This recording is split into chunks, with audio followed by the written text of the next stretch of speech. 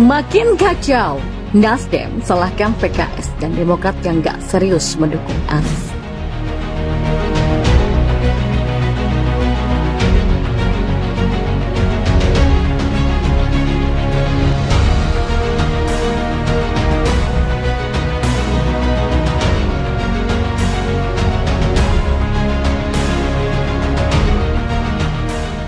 Nasdem semakin hari semakin frustasi dan tidak tahu lagi harus melakukan apa untuk keluar dari jurang masalah. Masalah besar pertama yang dialami Nasdem adalah ditangkapnya Johnny Plate karena dugaan korupsi proyek BTS sebesar 8 triliun rupiah. Masalah besar kedua adalah kabar mengenai Menteri Pertanian Syahrul Yassin Limpo menjadi tersangka. Dua menteri Nasdem sedang dalam masalah, sehingga Nasdem mau tidak mau harus mengalami pusing tujuh keliling. Masalah lainnya adalah Anies yang tidak kunjung naik elektabilitasnya, meskipun sudah keliling ke puluhan kota untuk memperkenalkan diri sebagai capres. Anies terus menjadi langganan posisi ketiga di hampir semua survei, kecuali di polling abal-abal yang memenangkan Anies. Wakil Ketua Umum Nasdem Ahmad Ali mulai menyalahkan PKS dan Demokrat atas apa yang dialami oleh Anies. PKS dan Demokrat tidak serius menggaungkan nama Anies. Akibatnya Anies selalu kalah dengan Ganjar dan Prabowo. Wajar kalau kedua partai ini mendukung ala kadarnya, tidak maksimal dan sambil menunggu kepastian. Makanya ada kabar kalau selama Anies safari politik keliling Indonesia, Nasdem yang paling banyak keluar pondar. Artinya PKS dan Demokrat pelit karena merasa tidak ada untungnya.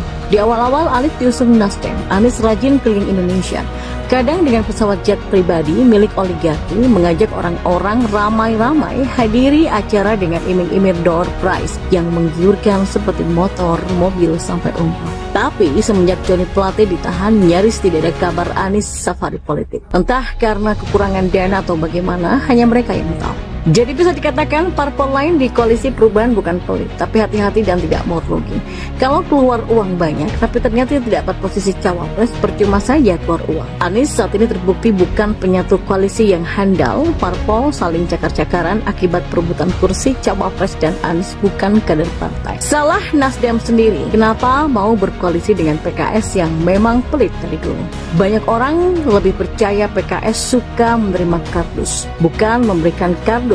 Salah Nasdem sendiri kenapa mau koalisi dengan Demokrat yang jelas-jelas ngotot mau AHY jadi cawapres. Jadi nggak perlu menyalahkan dua partai ini tidak serius mendukung Anies. Kesalahan terbesar Nasdem sebenarnya adalah mengusung Anies sejak awal. Kalau Anda sudah menonton film The Flash, Barry Allen ingin mengubah masa lalu agar ibunya tidak terbunuh supaya di masa depan dia bersama ibunya. Hanya perkara satu kaleng tomat, terjadilah butterfly effect di mana sebuah perubahan kecil menyebabkan riak-riak yang akhirnya menjadi kekacauan besar. Barry Allen mengacaukan multiverse. Nasdem juga begitu, gara-gara bernafsu mengusung Anies, lalu muncullah berbagai masalah yang membuat Nasdem pusing tujuh keliling. Mungkin mereka menyesal kenapa dulu sangat ngotot mengusung Anies, mereka bahkan tidak bisa mundur untuk memutar waktu kembali ke masa lalu. Tapi bukan Anies namanya kalau tidak bisa memikirkan solusi out of the box dari sebuah permasalahan. Kalau dia tak bisa safari politik karena masalah dana, setidaknya dia bisa menggunakan kaki. Sewaktu jadi gubernur DKI, Anies pernah bilang bahwa kaki adalah alat transportasi yang dimiliki semua orang.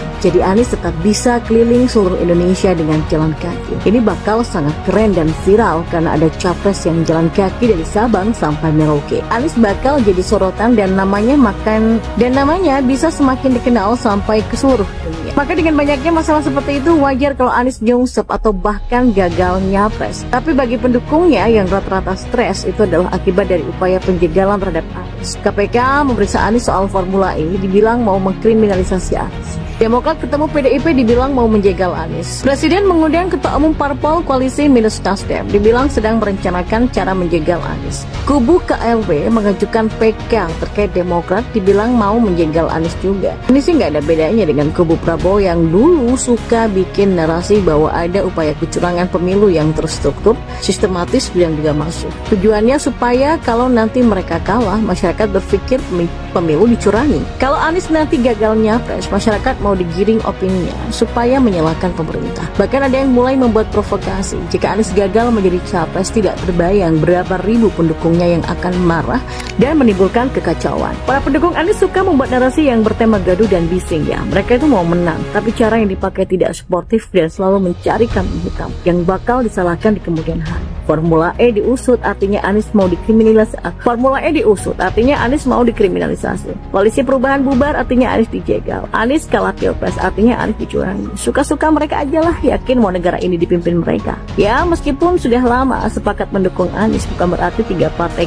koalisi perubahan yaitu PKS, Nasdem, dan Demokrat kompak. Malah dengan adanya piagam koalisi perubahan menunjukkan bahwa tidak ada rasa saling percaya di antara tiga partai tersebut. Sehingga supaya tidak ada yang kabur atau berkhianat, diikatlah dengan sebuah piagam. Coba kalau di antara ketiganya saling percaya bahwa mereka akan mengusung Anies pada Pilpres 2024, maka tidak perlu yang namanya piagam segala. Dan piagam itu dibuat tujuannya juga sedikit jahat sebenarnya, yakni untuk memasukkan Partai Demokrat ke dalam perangkap. Sebagaimana dulu AHY pernah mengatakan Anies tidak akan jadi presiden kalau tidak didukung oleh Partai Demokrat. Nah, dengan adanya piagam itu yang salah satu kesepakatan ya di poin kedua, PKS, Nasdem, dan Partai Demokrat mengusung Anies sebagai baca pres 2024.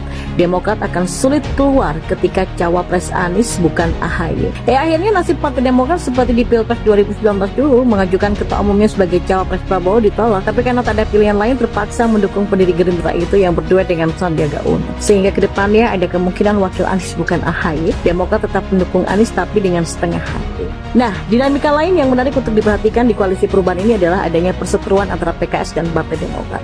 Memang keduanya punya sejarah panjang saling tikam ya. Tentu masih segar di ingatan kita, saat jadi presiden dulu SBY terpaksa menaikkan harga BBM, PKS seperti tanpa bersalah memanfaatkan kebijakan tersebut untuk cari muka.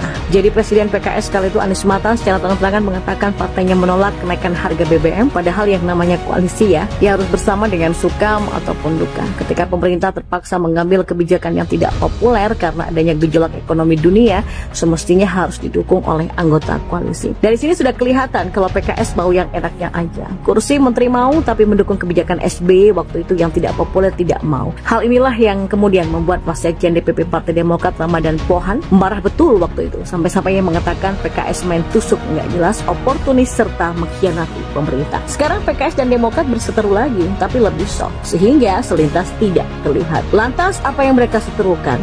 Ya apalagi berebut kursi cawapres dari Anies Baswedan. Demokrat ngotot jadi cawapres adalah AHY, sedangkan PKS pun juga punya cawapresnya sendiri.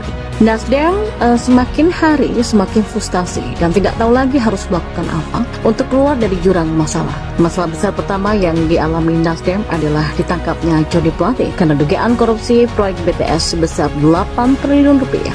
Masalah besar kedua adalah kabar mengenai Menteri Pertanian Syahrul Yassin Limpo menjadi tersangka. Dua menteri Nasdem sedang dalam masalah, sehingga Nasdem mau tidak mau harus mengalami pusing 7 keliling. Masalah lainnya adalah Anies yang tidak kunjung naik elektabilitasnya, meskipun sudah keliling ke puluhan kota untuk memperkenalkan diri sebagai capres. Anies terus menjadi langganan posisi ketiga di hampir semua survei, kecuali di polling abal-abal yang memenangkan Anies. Wakil Ketua Umum Nasdem Ahmad Ali mulai menyalahkan PKS dan Demokrat atas apa yang dialami oleh Anies. PKS dan Demokrat tidak serius menggaungkan nama Anies. Akibatnya Anies selalu kalah dengan Ganjar dan Prabowo. Wajar kalau kedua partai ini mendukung ala kadarnya, tidak maksimal dan sambil menunggu kepastian. Makanya ada kabar kalau selama Anies safari politik keliling Indonesia, Nasdem yang paling banyak keluar modal.